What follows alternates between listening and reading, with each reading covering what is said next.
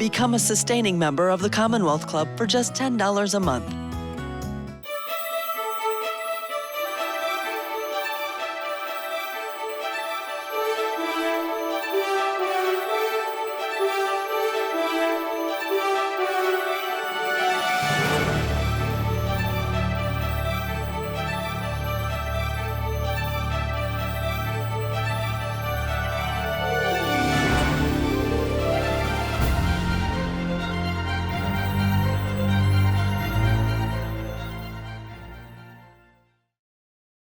Good evening, everyone. Welcome. I'm Spencer Christian, as you've just been told, and this evening I'm not hosting or anchoring a newscast. I'm here to be the moderator of this fine panel discussion, an enlightening conversation whose participants are enophiles, or you could say aficionados, or you could say connoisseurs, or you could just call us grape geeks, which is what we all are. It's my pleasure to introduce tonight's speakers, who will be addressing how climate change is altering the very nature of wine and spirit production here in California and around the world. So let's get right down to the contributors right now. Brian Friedman, on my left, is a wine and spirits travel and food writer and author of Crushed: How a Changing Climate is Altering the Way We Drink. We have Avery Heelan, who is winemaker at Lockmead Vineyards, one of the oldest family-owned grape-growing estates in Napa Valley. Jamie Kutch on the end, because your name is ahead of Joy's. Jamie Kutch is owner, winemaker at Kutch Wines, a boutique producer of Pinot Noir from Sonoma Coast, and Joy Sterling, who is CEO of Iron Horse Vineyards, one of Sonoma County's independent family-owned wineries and renowned for sparkling wines. So these are our participants. Thank you for joining us. Now, this is going to be a free-flowing conversation, so don't feel like you have to wait to be called on to speak. But I'm going to start with Brian, since your book is being featured tonight.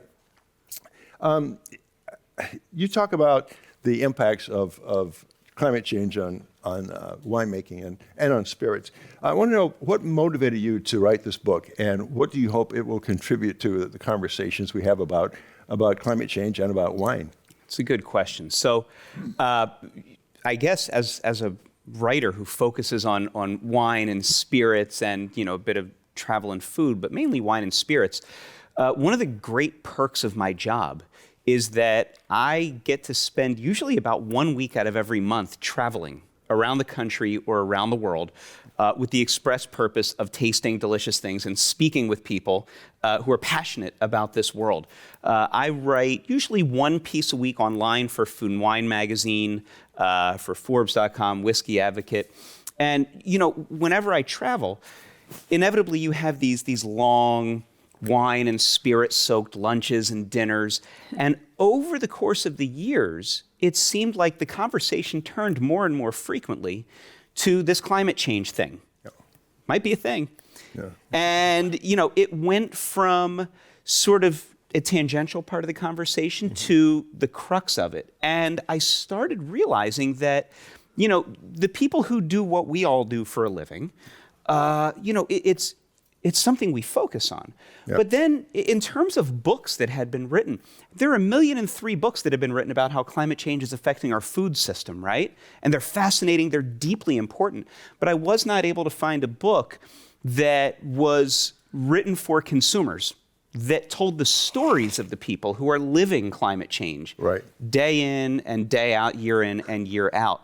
So I thought this was something that was important to put out there. And at the end of the day, these are human stories, right? I mean, all of us, we can look at sugar accumulation charts of how grapes are ripening throughout the season and all these other things. But, that's not what wine lovers necessarily care about, right? And these stories are being felt viscerally and more frequently. So I wanted to tell those stories. Well, now, as a wine consumer, I appreciate that, but you also write extensively in the book, which covers winemaking around the world, from California to Bordeaux and Burgundy to Israel. You talk about the huge challenges to winemakers, these people, and how they have to adapt to these sometimes devastating effects of climate change. So I'm wondering what's changing in the way that you approach winemaking, any of you, because of what's happening with climate change? Well, I'm happy to start. We have a very unusual situation. Where we're located is an area called Green Valley, which lies within the Russian River Valley, and it's the coolest, foggiest part of the Russian River, and I mean cool in every sense of the word. And but strangely enough, there are those who say that climate change for us may end up making us cooler and foggier because of weather inversion. Right. And it has to do with, first of all, the winds becoming stronger, and that we have sensed. And so it will be dependent upon the water temperature of the ocean. But it's conceivable that we will become cooler and foggier. So it may be that we'll be fine, or it may be that we'll be burgundy. And which is not so bad. It is a win. Which is not so so bad. I don't really know what to say. But But when we talk about climate change and the warming of the globe, we I'm always just think of saying, you places- don't know. Yeah, You we don't know. And of course, we don't know. Yeah. We do see certain things. When my family first came to Iron Horse, all of the oak trees were just dripping in Spanish moss. And there is no Spanish moss. A little bit is coming back now, so I don't know what that means. But this is our 47th vintage. So I've seen change, Yeah. obviously. And in our little baby quail population and monarch populations, and we're bringing back fish. I mean, so we are living it. And I'm very proud that the wine makers and vintners are on the forefront of climate change. I'm curious what the experiences are for Jamie and Avery, because we think so much about the planet getting warmer, which it is, but it's interesting that for Joy, it's maybe getting cooler where you are. What challenges are you facing? For us, we almost have the polar opposite conditions Yeah. that you have. So we're up in Calistoga. It's the most northern part of the Napa Valley, and we experience very little fog to no fog. Yeah. So by 9 a.m. every morning, it's very warm, but the benefit for us is that we have a huge diurnal shift. So at the evenings, a cool wind will come over the mountains in Calistoga and kind of blow that hot air out of the vineyards, and it will drop quite cool at night, which allows us to have very kind of even ripening throughout the summer. But our biggest struggle is that we don't get any fog, and constantly the days are warming higher and higher than we've ever seen before. And the frequency is a lot more too. Yeah. So does that affect the grape growing season when you harvest, or how much natural sugar and alcohol Yes. the grapes contain? So our biggest challenge is trying to kind of moderate the sugar or the potential alcohol with getting phenolic ripeness and having that hang time on the vine. So our seasons have become shorter and shorter. So we're quite a late site to start bud break. We are usually kind of the last in the valley because it is such cool evenings and the vines take a little bit longer to wake up. But then they catch up really fast because the summer's so much warmer. And of course, there's also the wildfire threat, Yes. which you have certainly faced, Jamie. Yeah, that's right. That was written about in the book for sure. Yeah. For myself, we bought a property in Sebastopol, which is in Sonoma, and it's a cool region of Sonoma as well. There was determinations then how it was going to be planted. So we planted 30 degrees off north, which is different than even just a short 5 years ago or a decade ago, where you would plant more often north-south or magnetic north-south. By the angle of the rows, you capture some more shading. The sun at the high point of the day allows you to have more shade on the fruit zone, so the fruit doesn't just get quite as warm, and in turn allows you to counterbalance some of that. Now, again, that's very different. So there's two other vineyards, one vineyard that's touching me and one that is across the street, and they're both planted much more north-south. So, and they're planted long before us, so it's intriguing to see that. The other is cover crop. Cover crop, we're bringing in carbon from the atmosphere, but more importantly, I've seen pictures, I've not done this myself, but I've seen pictures of rows that have cover crop down the row, grasses that are growing peas and what have you. My mind is Fava beans. Yeah. fava beans, et cetera, Yes, right. yeah. And then there's a row next to it that's been tilled. That's just raw earth, and the temperature gradient can be, I've seen, and you guys might know better than me, but I've seen it with a heat thing that measures the meat on the barbecue, and forgive me for my brain isn't functioning that well. No, we've but it done could be Another it thing could be we're a talking 10 to 20 degree difference in temperature from the cover crop. And the cover crop also keeps moisture in. It acts as like a, almost like mulch. Right. So that's compelling and interesting. Those are two things that I tried to think of through the day. I'll throw out one more and then I'll give it back to you, Spencer. Oh, no, don't. Yeah. It's free right on. flowing. The way we make our wines, we use stem inclusion. So we put the stems in the tank with the berries. And for some reason, again, I'm not really great at science, but their alcohol is lower. We've picked grapes and made one fermentation where it's 100% destem. So it's just berries in the tank. And the wine is 14% alcohol. Then we've made it with 100% stem inclusion, the stems on with the berries. And I think the kinetics of the fermentation are cooler, it ferments cooler, and the alcohol is a full degree lower at 13%.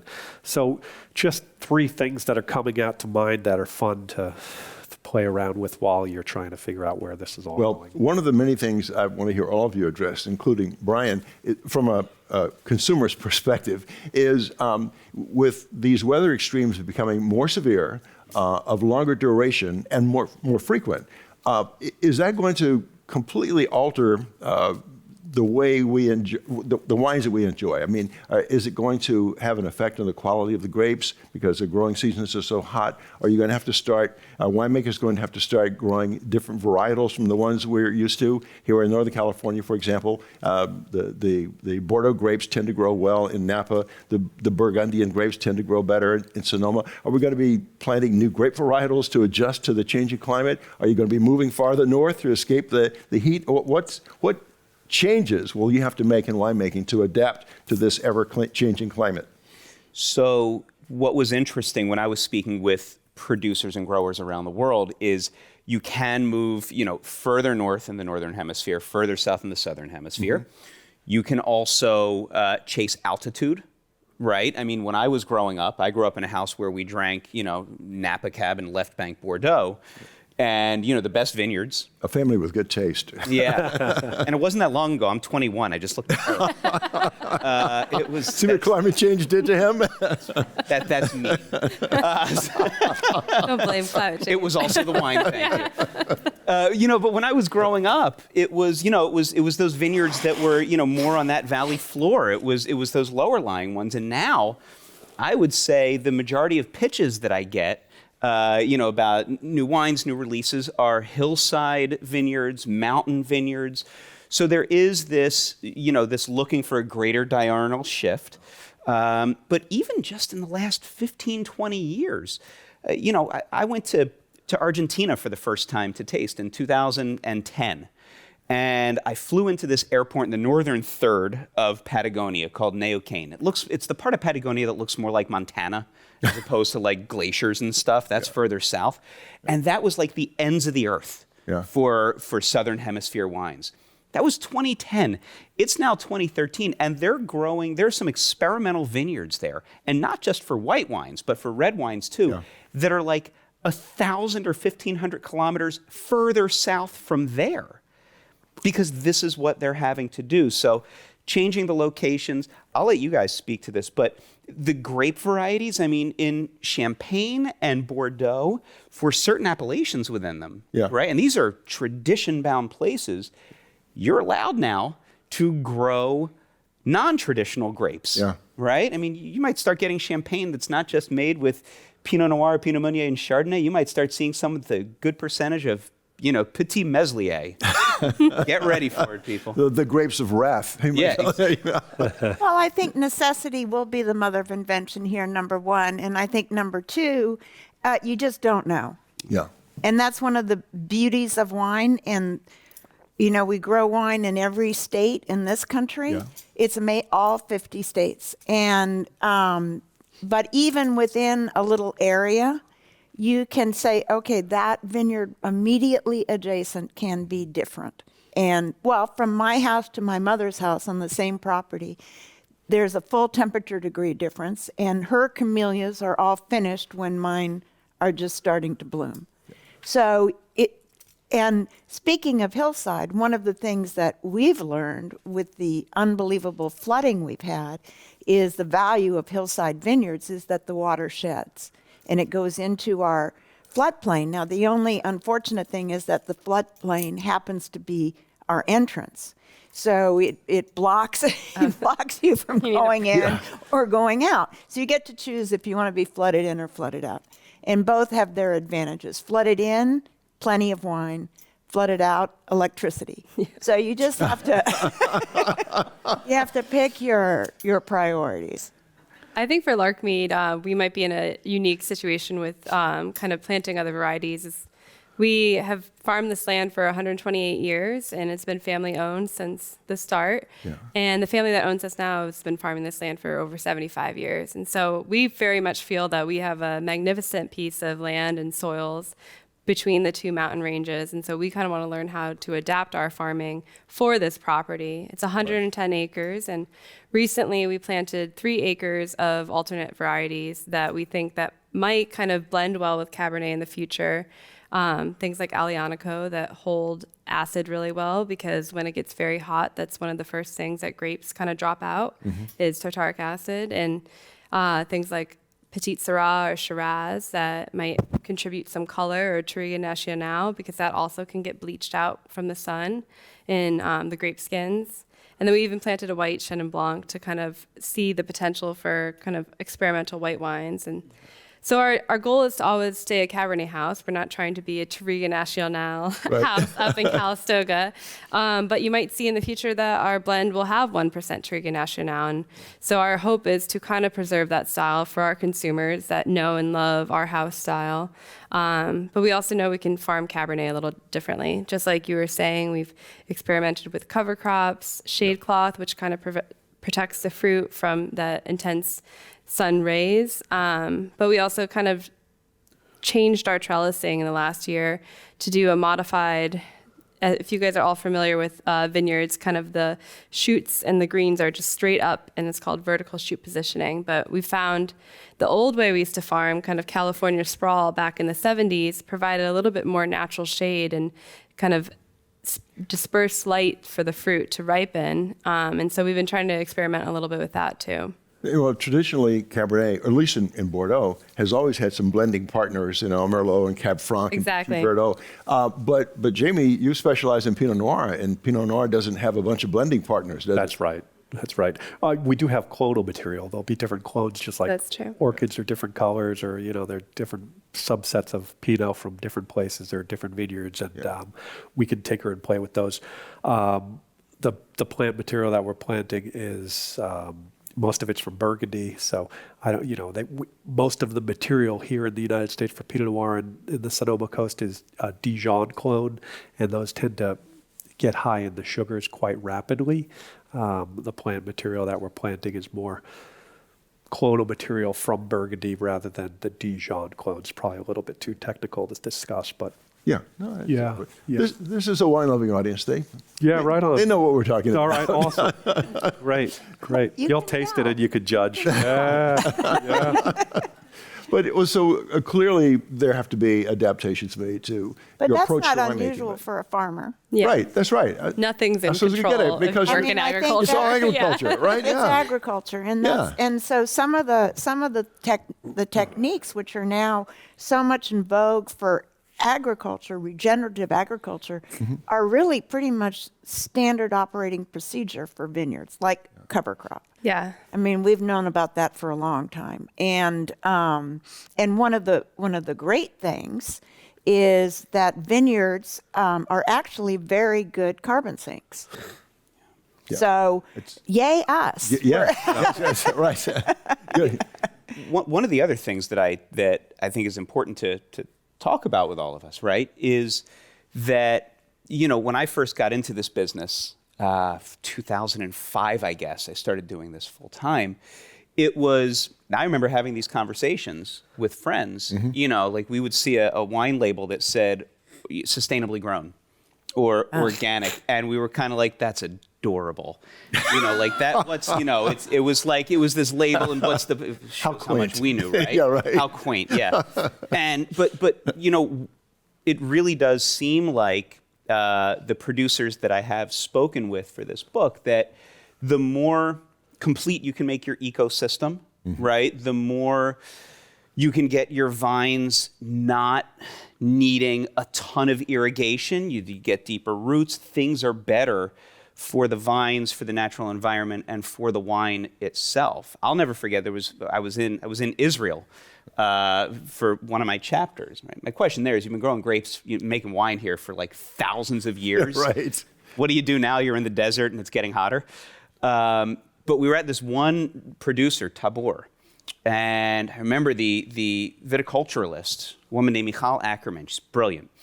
And she was very excited. She held up her cell phone and she showed us a picture of an owl. It was a black and white owl from one of their security cameras, like their night vision security. So I guess it would be like white and green. It's night vision. And the owl was sort of staring Hannibal Lecter style, like at the lens. And it had like blood dripping down its feathers. I was like, why are you showing us this? She said, because when the owl came back, right, she was able to take what had been a vineyard that had been farmed, like so many vineyards had been farmed in the, in the 80s and 90s, with, there were some, pesticides, herbicides, this sort of thing. And she went through this years-long process of bringing back that natural environment. And the fact that this owl was here meant that it had prey, and that had prey, and so on and so forth. And you look down at the soil, and it was just, there were all these beneficial insects, and the wines were fabulous. Yeah. So I'd love to hear from you all about, your sustainability efforts and what you've seen, because at this producer in Israel, it was this visceral sense of understanding that it's not just a quaint thing when it says sustainable or organic, but many times it's better in this dramatically changing world. Sure. It's a good point. I think we were talking about defense before. Defensively, what are we going to do to countersuit, climate change? But instead, we should be discussing offensive positions of what we can do to prevent it from getting worse and trying to reverse it. And, cover crop is monumental, again, bringing in carbon, but also very important is those heavy bottles. So, you have bottles that can weigh, the glass can, once it's filled, it can weigh 4 pounds, 4.5 pounds. Using a lighter, thinner glass is helping enormously. Only a month ago, I had done another event, and it was a regenerative fashion event where people were purchasing clothing from Salvation Armies and redoing them, and also taking products of scraps of whatever it is, carpet, and making designs, and the women are walking the runway, and people were coming up to the counter, and I had supplied the Pinot Noir local, and they had gotten donated, the event planners, a Chablis from France, and people were coming up, and I said, you have the California Pinot local, or you have the Chablis that's been, flown over here on a cargo, pushed over on a cargo ship, and massive emissions were emitted. And, some people just didn't care. Yeah. They were there for the event, and they said, I'll have the Chablis. And I said it every time, over and over. And, whatever the shtick was, it got even tighter as the evening went by. But I had some love it. deadpans. As a But it is selling important point. for us to think about that, and I'm sure Drink local. I'm sure you both can expand on that even further with more ideas of thoughts. Of things that we can do. One of the things that I love is what we haven't done and how beneficial what you don't do can be. So, for example, leaving all of the riparian corridors natural, not planting every viable inch, leaving a lot of natural intersecting, basically wetlands, and also all the oaks on the property. Just, they win. And as you drive up to the winery on the left, you'll see these giant oaks, and you'll see the vineyard on that side receding because the oaks are winning. Yeah. I mean, obviously through the root system, and we just are going to share, because what the oaks do, they are really great at absorbing carbon. So, there's so many things. Yeah. And you try to do everything that you just do what you can. I have a little trouble. I don't know how everybody else feels, but some of the labels bother me. In what way? Yeah. Well, so for example, you can be sustainable. You can be organic and not sustainable. Oh, right. Oh. Yeah. Yeah. You can be regenerative and not organic. Right. Yeah. And more importantly, you know, what you were crimping grass. Yes. So, I mean, as opposed to tilling, this is part of what regenerative is now, to leave as much of the soil untouched as possible. But that also varies from place to place. We're subject to frost as late as June 1st. Yeah. So we have got to keep, we need the cover crop, but we got to keep it low, or we're going to freeze our own grapes. So you can't, so my trouble is with the labels. Yeah. Everybody, there are so many ways to get to the right point. You give me a hopeful feeling as you talk about what we can do to adjust, because you have to. So smart, innovative agronomists and viticulturists will find ways to adapt. But what about the other threat from climate change, which is the wildfires, which could pose a threat to your livelihood? So on the not so optimistic side, what do we do to, keep the grapes safe from the threat of wildfires?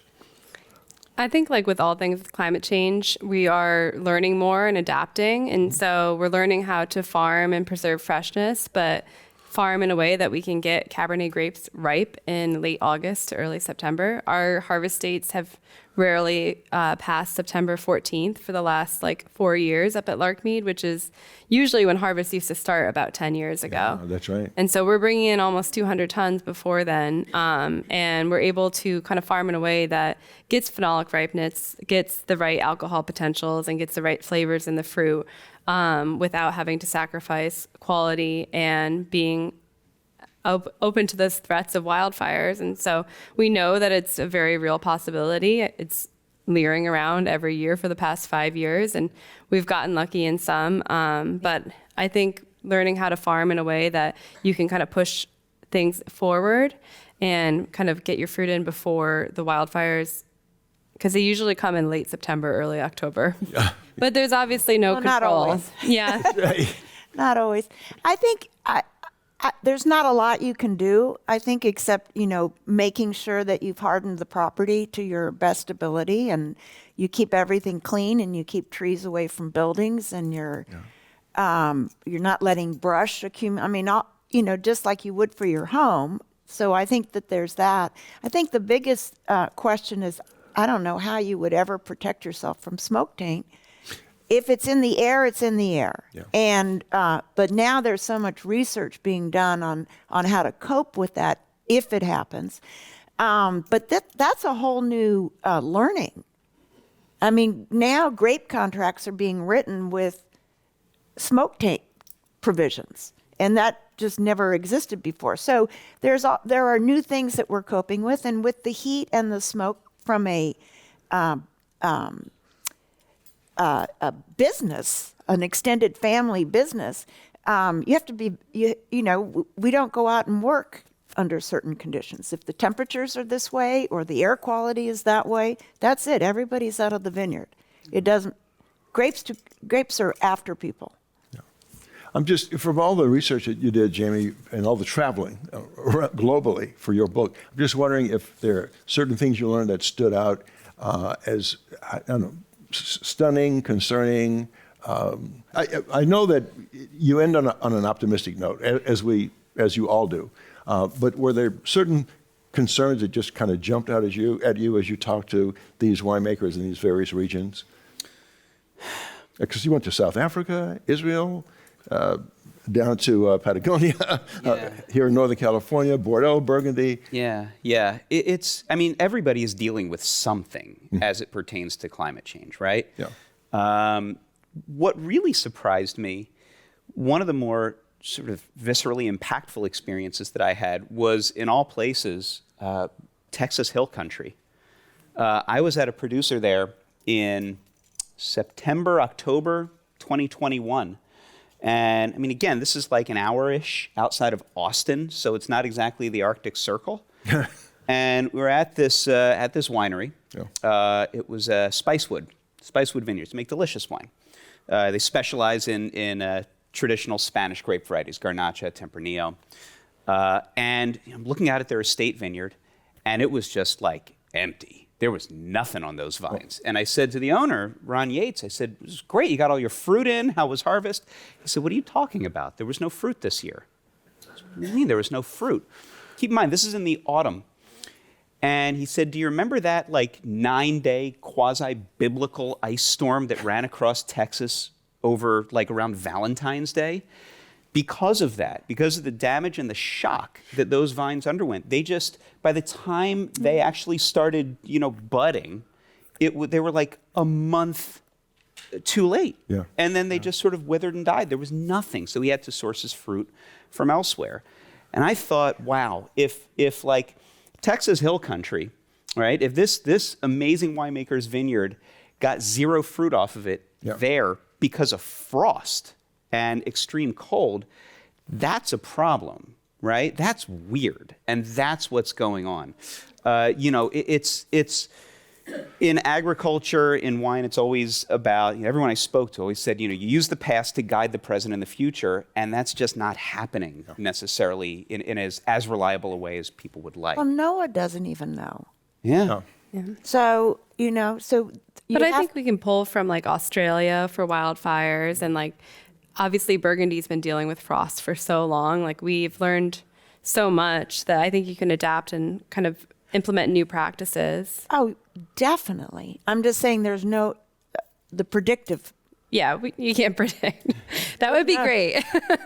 I really just think the crystal ball is just gone. Yeah. I just realized the effect of climate change in my brain. I think I called you Jamie instead of Brian when I asked you that I question. drink for a living. Didn't I forget Did my I? name I did. half the time anyway. I did. Fine. That's okay. So since this discussion is being recorded, I just want to acknowledge for everyone watching, I know this is Brian and that's Jamie. Spencer, as long as I get to drink Jamie's wine, you can call me anything you want. It's Exactly. fine. Oh, by the way, we will take some audience questions. At some point, someone's going to bring some audience questions up here to me, but we'll keep talking because I have questions galore to ask. But I like that. I really, as someone who forecasts weather and who studies climate change daily, because not only is it my job, but I'm passionately interested in it, you've all given me a little bit of a hopeful feeling about how we will deal with this and adjust to it, and I'll still be enjoying great wines. They won't be tasting like they were toasted. Oh, yeah. Yeah, no, I think that generally, farmers are generally optimistic and very adaptive. And because we have to. And so I think that's part of what makes viticulture so important in climate change, is that we really are out there, showing what can be done. Technology is also going to be our friend. Yes. Anybody who knows me knows that I'm just passionate about broadband. And when we start to get connectivity in our vineyards, the ability to measure our water use, for example, will be so significant. Major advances will be able to be made with that. Well, here's a question. Are any of you personally connected with vintners in other countries with whom you discuss problems of climate change with wines? I worked in Western Australia, where when I first got there in 2016 and I drove down from Perth, it's about a 3-hour drive, and the entire bushland, every part of the road had been burned. And I arrived right in the beginning of their summer, which is January. And so they've been dealing with fires for a really long time. Their best advice is stop living out in such rural areas. Like, what are you guys thinking? But of course, with farming, we can't always move vines to more coastal, cooler climate areas. And so I think they've learned a lot about how smoke taint kind of impacts flavors. It's really dependent on timing of both the fire and where your grapes are in phenolic ripeness. So we actually brought a 2020, our Cabernet. It's the only wine we produced in 2020. But we thought it'd be fun to pour. And when we're talking about climate change, of course, it was an incredibly challenging year. But for us, it was marked by the heat. We had about 87 days that were over 95 in 2020. It's like the hottest year on record. But the biggest challenge for us was that the nights were then warmer. It was actually humid up in Calistoga, which is something we never experienced. Right. And so the benefit of that is that our harvest got pushed earlier than ever. But we started kind of planning in the beginning to have some kind of leaner components that we pick early and then some riper components, because we started planning like we're going to have to make one wine. It's going to have to be the best of the best. We're not going to be able to make all 6 wines that kind of highlight the differences of our property, because we want to put out something that's representative of our house style. But we can't, with how hot it is, we can't make that. Yeah. And so we're going to have to pick differently and adapt. And so I invite you all to come try it. I think it will be a very interesting kind of segue into kind of the realities of climate change, but then into your glass. Well, your comment, your reference to smoke taint was an interesting segue to the next question, Oh, perfect. actually, which is what kind of impact have Northern California wildfires had on your products? See, they've given you That's allergies. Allergies. That's it. That's the answer right there. We have been very lucky. Again, you know, that fog has been just unbelievable for us, and it has held the particulate matter aloft. Mm-hmm. And so in the same way that the fires have been 10 miles that way, 10 miles that way, knock on wood, we also have, we have not, that our little weather system has protected us from Right. that. So that's us. You know, I'm sort of most of our fruit we purchase. So my brand, I've been making wine for 18, 19 years, and I'm a one-man band. I don't have any employees and do it all myself. So, you know, when there's a decision or a point that has to be made, you know, I'm an ex-trader from Merrill, so I make the decision almost instantaneously. I'm fortunate in that regard with my brain how it works. But in any event, when I start to see something in a vineyard or our temperatures or climate, or I'm starting to struggle with fruit that's just not working, or I'll pull the ripcord from that and then focus on a new area and try to source fruit.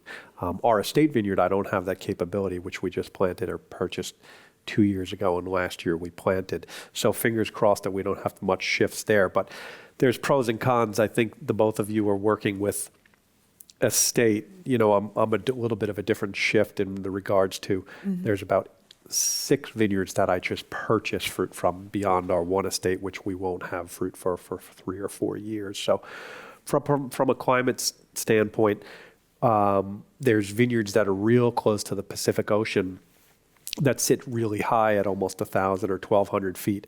And they're still in vogue today. They were really in vogue a decade ago, if not more. And it was known as a real cool area. Well, it's getting to be rather warm out there because you're so high. Now you're 2.5 miles from the Pacific Ocean, but you're above fog. So fog has a big influence in Sonoma. So when the sun comes up at 6:30 in the morning, it immediately is getting photosynthesis. And if you're on a south face with north-south row orientation, you can get warm really rapidly. So for me, you know, I've never discussed this with others. It's hard because I have peers that this is their estate is out there, but I'm finding that area or that region is almost getting, you know, too warm for myself. So I start to shift. One brand, I'll bring up the brand because they're good people and they're doing cool things. But Kistler used to own a lot of land, and they sold the brand, and they have a new property down in the Bodega area. And that area is really cool and cold. So it's intriguing that Steve Kistler had, you know, maybe the biggest and best Chardonnay in all of California. It was known everywhere. It was on every wine list, and sold that business and shifted. It would be intriguing to have him or more importantly, his daughter on this panel to discuss, to say, like, what was your dad's thinking or reasoning behind that too? When did they buy that? I don't know. I thought maybe a decade ago would be a But guess. only a decade ago. Maybe more. I don't know. Yeah, I don't know that. But just another, you know, your brain's always thinking, and my shift is to try to find more fruit farther inland, but where there's fog. You know, Right, fog is a right. big impetus or piece of the equation for Pinot Noir in Sonoma. So there you go. Here's a question I wish I had thought of, and that is, are you incorporating alternative energy sources like wind or solar in your operations?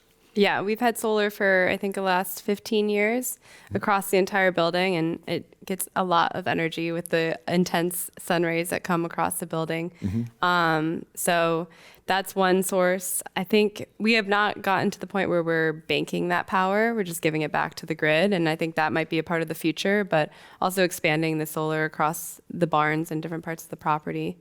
It's very easy to use solar. It might not be so easy for you up in the fog layer. It's well, and also because we have so many trees. Yeah. And you know, when it's what we were talking about before. If you're weighing things, we're not going to cut down the trees to put up solar panels. Yeah. Just Right, you know, right. so it just is not going to work. But the building, the warehouse where we are aging all of our sparkling wines, that all is temperature controlled with solar power.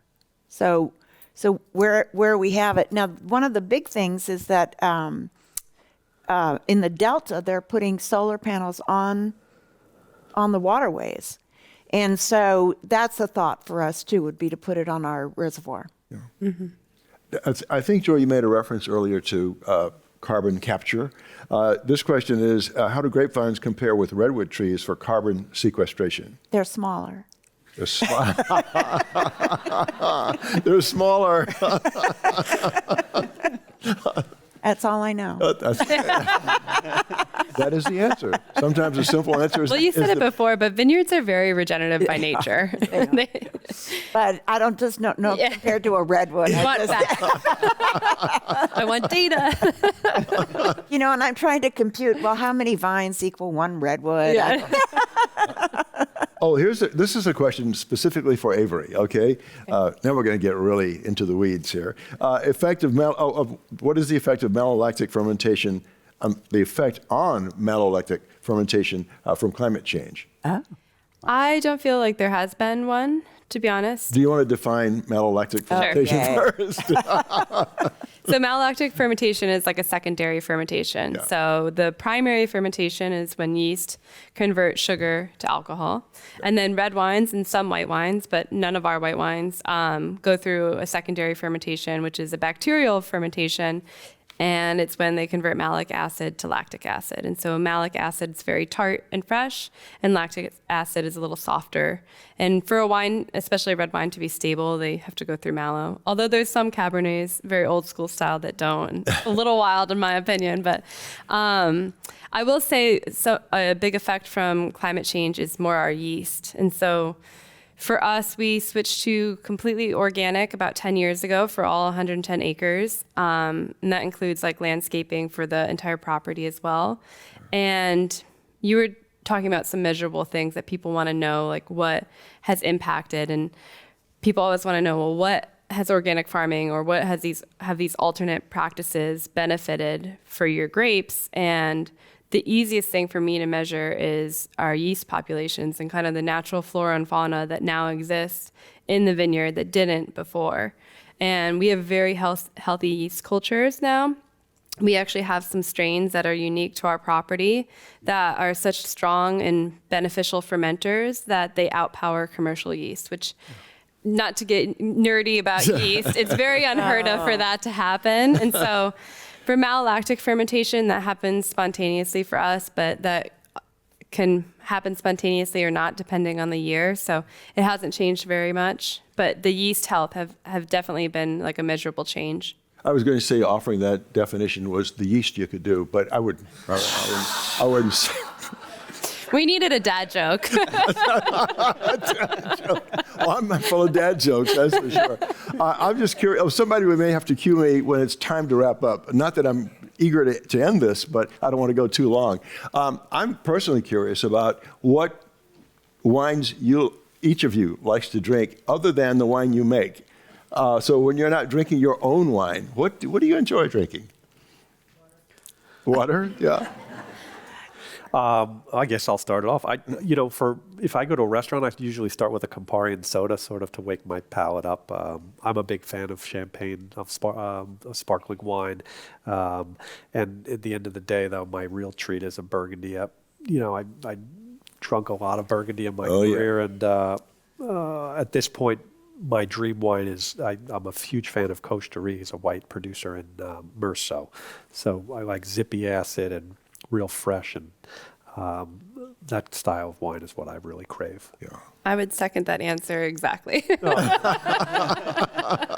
All right, well, I'm just going to say that when I'm not drinking Iron Horse, I'm drinking their wines. Oh, Sweet. So, nice. Very kind. that's the only way to go. And I tend to drink whatever I haven't been tasting that day for work. So, I start tasting most days at about 8:45 in the morning. oh. And I don't, it's a true story, even when I'm tasting spirits. Yeah. My daughters tell people that, they used to tell people when they asked what I did for a living, that my dad sits in the basement all day drinking wine and whiskey. And that was a true story they told to their preschool director. Right. She wanted to have words with me when Yeah, I for first sure. But the sad thing is I don't swallow a drop of it until it's time to start making dinner. I spit mortgage payments every day. It's very sad. But for me, I tend to drink with dinner whatever I haven't been having. So like if I've tasted 2 or 3 dozen Sonoma Coast Pinots, then I'm not having that for dinner. I'm going to have, white Burgundy or maybe just bourbon. I don't know, just whatever the opposite of that is. Sure. I spent last week tasting a number of, I had a piece for foodandwine.com on my recommended whiskeys for old fashions, which entailed mixing dozens upon dozens of old fashions starting at 8:45 in the morning. And that week I drank so much really cold, cheap beer with dinner because I was incapable of tasting anything else. Yeah. But when I do drink wine, it's wine like you all make. I mean, wine. To me, what makes wine so special is it's the most amazing lens through which to see a particular patch of planet Earth. Yeah. There's very few other beverages that can do that. I think tequila can do that. Right? It takes agave a very long time. Yeah. To reach maturity, and that's very expressive of where it's from. But wine to me is that sort of ultimate expression of that sense of place, and those are the wines that I gravitate towards. I want to know that I'm tasting, your wine from your part of the valley, and I want to know that I'm having, your wines. They taste like where they're from. Yeah. And to me, that's what's most exciting. Isn't that what wine should be? An expression of where it's from, of the terroir, as the French would say. They say it much better than I said it. But there's a sense of history in wine as well. As you said, sense of place. But that place also has a history which contributes many times to the style of wine that you make at that place. Isn't that correct? But I think ingredient X in wine is also the people behind the wine. Right. And that's why the stories are so important and so interesting, and the personal philosophies. And so, it'll be interesting when you're tasting our wines out there if you can say, oh, that is Jamie all over. Yeah, that would be fun. So, I just think that's another way of looking at it, because I think that obviously when we're doing our trial blends, in theory, it's all excellent. And it's a very subjective decision that we're making for what we feel is the best of the vintage. A winemaker once told me that, people talk about, soil composition, underlying geology, aspect towards or away from the sun, all these other things as going into the definition of terroir. But they did say that, the winemaking culture of the place and the people who actually are bringing that wine to fruition, that's also a key part of the terroir. Because I'm sure, Jamie, if you were making wine with Avery's grapes or vice versa, it'd be totally different wines, right? Because you're both bringing different philosophies. Have you ever done a tasting of same vineyard, different winemakers? Oh, yeah. Fascinating. It's fascinating because the wines are different, because the people have an impact, just like a chef does. I think this human aspect is also a good kind of point to talk about with climate change, and that's like kind of the social aspect that climate change is bringing into the picture of what the impact has on the business and how that kind of turns into the financials of the business, but also kind of the industry as a whole. It's very, very hard to get staff, and vineyard workers work in terrible conditions, like you said. Like if it's too hot or if there's bad smoke, like they can't work and they're looking for work. And I think that part of the conversation often gets forgotten, but it really is part of the whole picture of like what practices can you change in the vineyard that make it easier for the vineyard workers. Like we're a single estate, it's only about a mile across.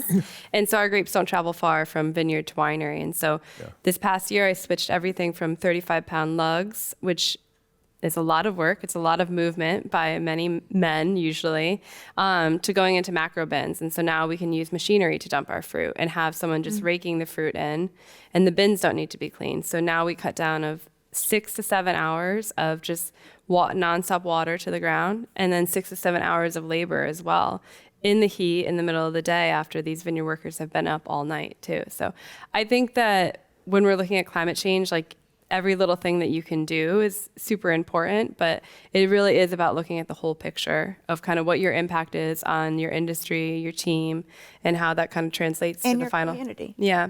Yeah. Yeah, no, I think that climate change is forcing us to think on different scales. Yeah.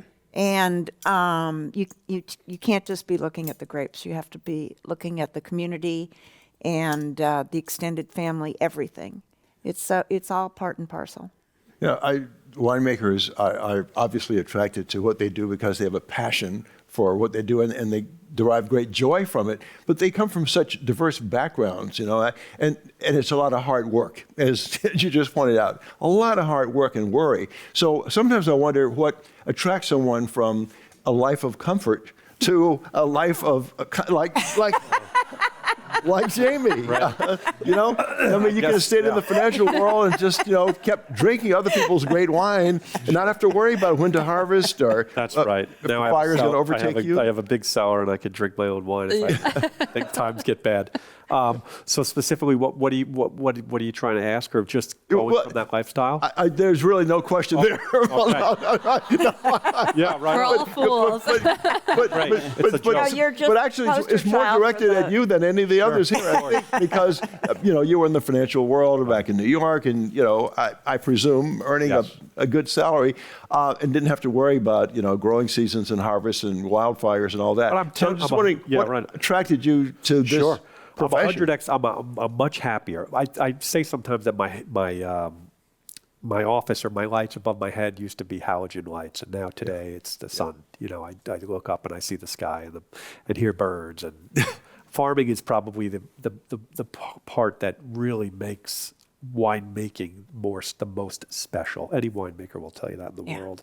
And it's been fun to purchase grapes for almost 17, 18 years, but now to have your own estate and watch the children grow and someday cultivate them and make them into wine is really super duper special and quite it sort of feels good. Yeah. Another thing was working on a desk and pressing buttons. You were making money for a bank. They were very happy when you made a lot of money, and they'd throw you a token with a bonus at the end of the year. But today, you're making a tangible product just from grapes, and trucking those grapes to the winery and thinking that someday that's going to be a special bottle of wine. And then on Thanksgiving, getting a text message with somebody that's drinking the bottle. I'm drinking this with my mom and dad. It's magnificent. Nothing is like more rewarding of a feeling of that. But this whole conversation we bring it back around to global, climate change and global warming. I'm so thrilled with all of this and where the conversation has gone, but it makes me feel like the most important thing for me that I'm leaving this with is I want to make change. Yeah. So I don't want to, again, and I already said this earlier, is that I don't want to just go and adapt to what the heat is or the fires are. I want to make a change I'm intrigued by the water or anything like that to try to help. And while I only have 12 acres and it's quite small, we need to get through to like Kendall Jackson, which I think is very forward, that company and that brand, but maybe even bigger than them, whoever that is to try to get them to make changes too, to try to reverse this, right? Isn't that more important even than... As you said earlier, you're playing offense. I like that. Right. Well, I am very fortunate to sit on the State Food and Agricultural Board. Mm-hmm. And I'm going to give you all some light reading. The Department of Food and Agriculture has just put out Ag Vision the Next Decade, and it's on their website. And it is such an interesting read because it basically sets goals for the State Department of Agriculture that they will have metrics to follow to see if they succeed at fulfilling. And it has to do with, of course, water use. It has to do with making the environment for farm workers better and better and better, and filling the gaps of aid during flooding or during fire. So many things. And so it's really, there are people who are working on this, and one of their programs is a Healthy Soils program. Okay. And there's talk about getting that more funding for that kind of work in the Farm Bill, which is very important on a national level. So I think in general, people are really moving. But this is a great document if you want to read it. I also think I think that something unique about growing wine grapes is that it is so public facing, right? It's in a way that, I can go to the produce section of my local Whole Foods outside of Philadelphia, and I have to take their word for it that it's grown responsibly or not. But there's a level of parsing and obsession with detail when it comes to the growing of wine grapes that, I moderated a discussion in Napa in January with the Napa Vintners. And, that's one of the things, you want to make change, right? And that's something unique because viticulture is something that I think consumers can understand its impact, that bigger sort of amorphous impact of agriculture on the environment and how it's being impacted by climate change. When it comes to wine grapes, that's a language that we've all sort of always spoken about it, right? Yeah. How are the grapes grown? Where? What's the impact? So it's that forward-facing, public-facing aspect of it. I think there's a real sense of responsibility and optimism that's there. Here's a question that ties into what you were just talking about. What regions are winning the challenge against climate change, and what regions are losing? I got to go back. Or can you call winners? Or can you even call winners and losers? UK. Yeah, Southern England, Southeast England. That's one of those places where I write about it in the book. Yeah. We talked about it earlier today. Oh, yeah, right. For sparkling wine. Yeah. Yeah. Yeah. I mean, you have the famous chalky soils of the best parts of Champagne. And you have those white cliffs at Dover and the streets of chalk in southeastern England. And you sort of realize that a 250 million years ago or so, it was sort of all part of that Anglo-Paris basin, and northern France and the Channel just got in the way. So the potential is there to make great wine. It was just always too cold, too wet. And that temperature goes up on average 1 or 2 degrees Celsius. And all of a sudden, you can ripen your Chardonnay in ways that you never could before. You can ripen in some vintages. I was talking to one producer who actually bottled a still red Pinot Noir. Whoa. And he didn't make a ton of it. And, he said to me, he's like, look, it's not Romane Conti, but he said it was pretty good. Yeah. And pretty good red still Pinot Noir from southern England. That's kind of crazy. It is. He did say, however, that it's not without a trade-off, right? Because the sort of the misty rain that he was experiencing for his entire life is now becoming, and I'm told this all over the world, seeing this all over the world, it's a lot of more dramatic bursts of flooding rains, right. Whether it's manifesting as the atmospheric rivers or something even there where they'll just get pummeled with inches and inches and inches of rain, whereas, it would have taken a month or so to accumulate that before. And then there's issues with that in terms of erosion, in terms of, all kinds of other disease pressure, fungus, mold. But in general, if somebody is sort of winning, if you can be winning at this, there's some really good sparkling wines coming out of England. Yes, and the King of England will be drinking English sparkling wine at his coronation, which it will be a first. Ah, yeah. He will not be drinking champagne. Yeah. So I just think that's fascinating. Yeah, it's a statement, right? It's a major statement. And the whole world will be watching. Yeah. So it'll be a powerful statement. Yeah. It's just fascinating. And I think it's a statement about climate change. Yeah. Yeah. Yeah. It's more complex. It's so much more complicated. Right. Right. It's so easy to say the temperatures are going up everywhere, and there's more bad stuff, but it's sort of a stew, right? And there's And it victories doesn't and take there's much losses. to change. Right.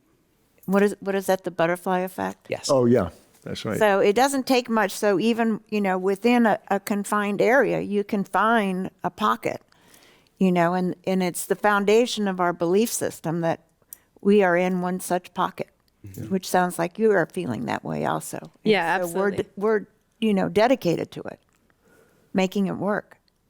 Yeah, the four of you are fascinating. I can sit here and talk to you all night, but we can't keep you here that long. But I will remind you that Brian will be seated here signing books and answering questions after this conversation ends. So there's one final question I want to ask direct to Brian, and that is, what most surprised you as you were doing your research for this book? I sort of tried to ask that question early, but I fumbled. So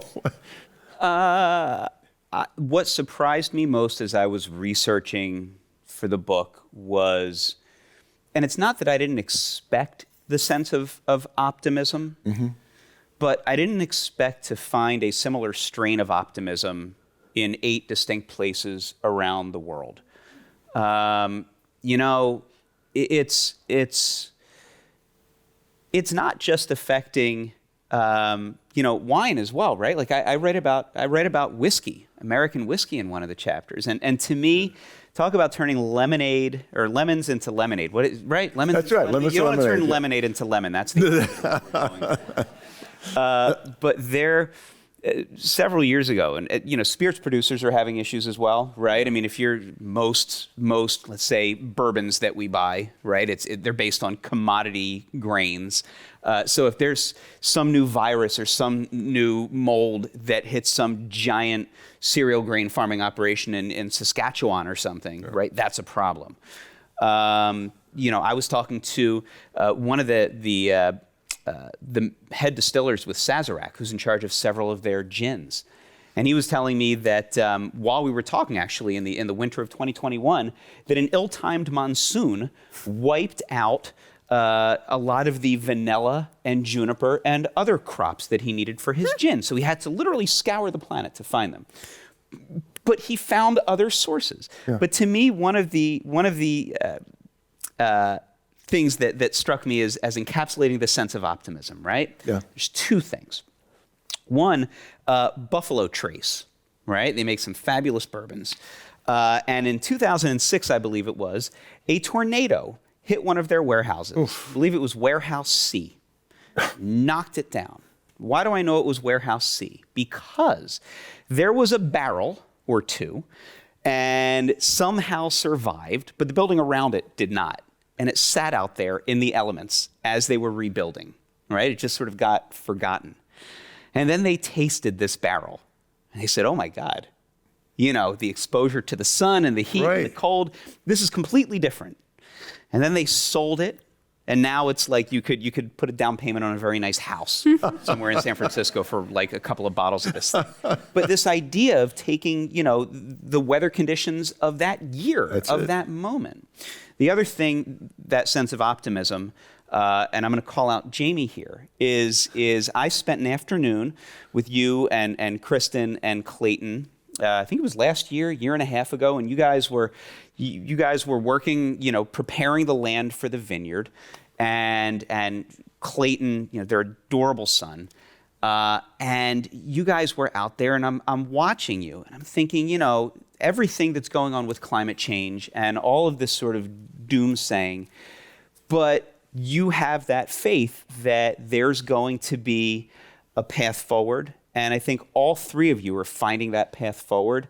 And it was this almost cinematic thing, right? And I'm a writer, so don't believe anything I say, but the sun was dappling through the trees in the distance, and you were on your Four-wheeler. Your four-wheeler, and helping, throw some stumps in the back there as you were preparing the land. And I thought, this is that idea of generational stewardship of the land. Yeah. Both of you have that, and now you have that. And if that's not a testament to your all belief in the future, I don't know what is.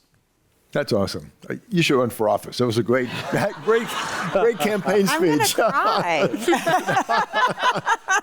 By the way, not only will Brian be sticking around to answer questions and sign books, but we're going to be tasting the wines that these wonderful people make as well. So I want to thank Jamie Kutch and Joy Sterling and Avery Heelan, I got it right, and Brian Friedman. And thank you all for joining us for this very engaging, enlightening, and uplifting discussion. And thank you. Thank you Yes. for running the Thank show you. and for being here. Well, I enjoyed it. I had more fun than anybody else.